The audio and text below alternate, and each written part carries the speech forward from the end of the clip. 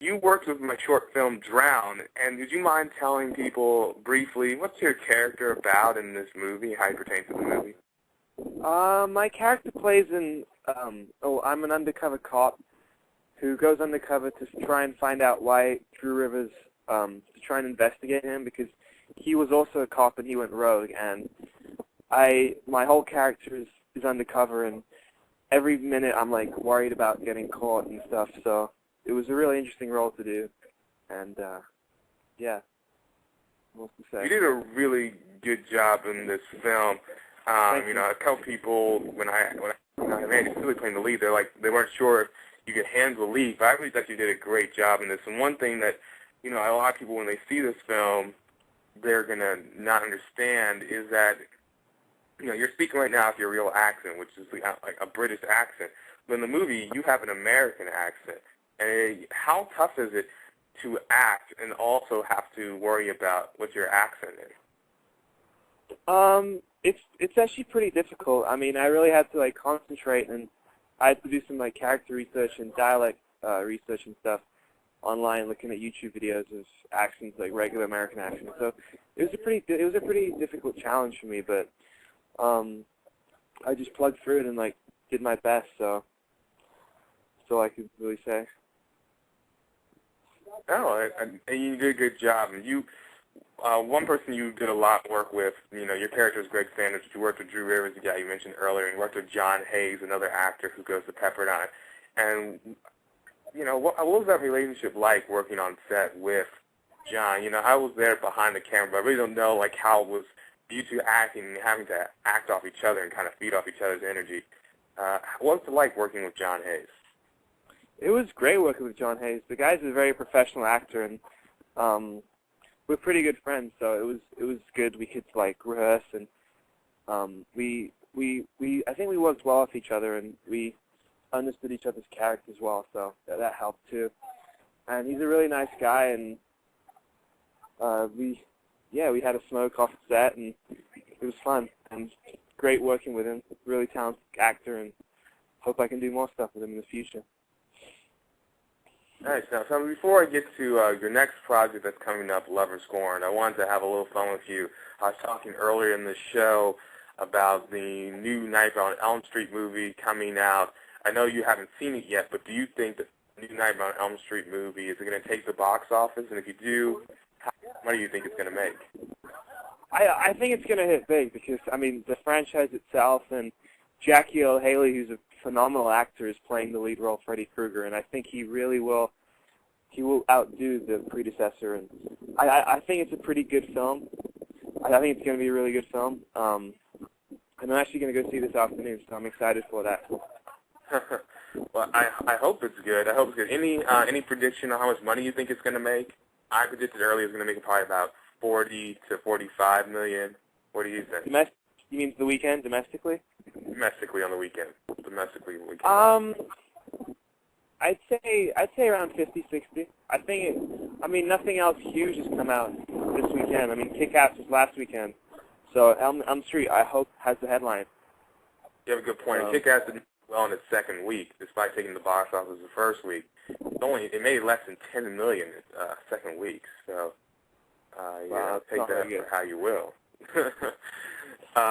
Now, but I want to talk to you before we go in about Lovers Scorned. It's a new project we're working on. A guy named Sean Andrew Maiden. I always say Madden. I'm just looking at reactions. Maiden wrote the script. I'm directing it. You just got cast to play the part of Darius, the villain, and you know, there's a lot of stuff you gotta have to do to get ready for this part. You mind sharing with the listeners what that stuff is? I'm definitely gonna start working out every day. Hopefully, get a lot more muscular and better and more in shape. I'm gonna look at videos of crazy people. I'm gonna watch some movies of psychopaths and really like work on the New York accent and just kind of try and become this guy. As dangerous as that may sound, I really want to do method acting for this role, and I think it's gonna be really fun. I'm sure it will be, and he's a great role to play. Really, I mean, I'm gonna really be able to hopefully deliver the monologues with with the New York accent well, and I'm really excited for it, to be honest. Yeah, and I don't want to sound like I'm giving you too much praise or anything like that, but one thing I liked about you, and one thing that was a great thing about working with you during Drown, is that you're a very committed actor.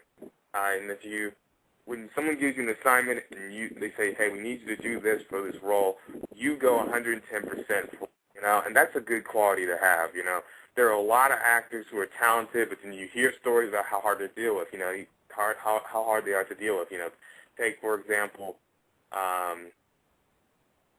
Lindsay Lohan, she has talent, she has potential, but because of all the stuff that happens outside of the set and how hard she can be to deal with, not a lot of people want her. But you're someone who I feel like if I say, you need to work out and you get more buff and tone for this, you're going to do it. And that's a really good trait. And just not even necessarily in acting. I know that now you're a marketing major, correct?